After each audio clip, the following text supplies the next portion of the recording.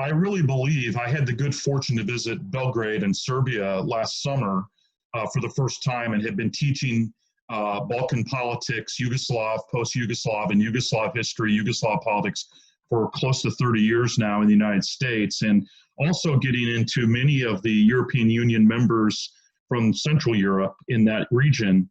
And I believe, first of all, there is so much opportunity in terms of human capital in the Balkans area. There is a spirit and a mindset that is different than even from Western Europe, that the European Union needs to be cognizant of the fact that this is an area for potential growth of economies, of institutions, et cetera.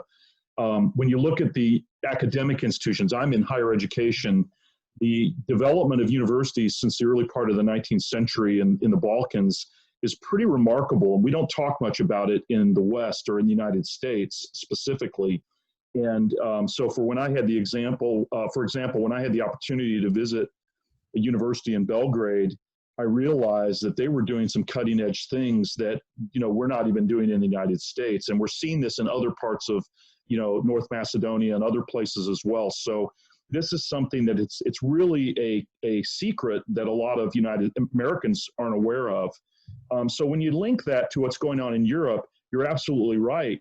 The Europeans, we found out this week, were stunned that Chancellor Merkel decided to do a U-turn on supporting kind of the collectivization of debt, trying to help find ways to bring Southern Europe and Northern Europe together on paying off COVID bills and the kinds of things we're seeing our federal government do in the United States.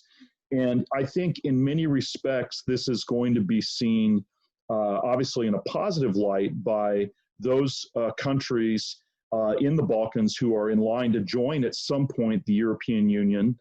I also think when you're talking about 450 million people in the 27-member union, and then you tack on the Balkan states that are lining up, this is going to obviously affect the politics in the region, and the issue of the European Union not wanting to work with, especially the northern states in the north, not wanting to necessarily help or reach out to the Balkan states who have been hit hard, but not as hard as many of the northern states with COVID-19. And then you realize the recession that's setting in is about a 3 to 8% drop in the economic output.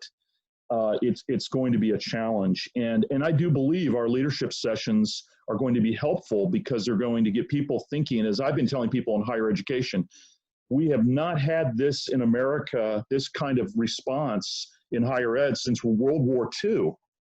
And, that goes back 80 years that we had to radically transform our industry, 5,000 institutions, 20 million students, 1 million faculty in a 2-week period, and we did it. And I know it's been going on as well in Europe, but those are the kind of creative solutions that I think this time period calls for. And I'm excited to work with my colleagues from the Balkans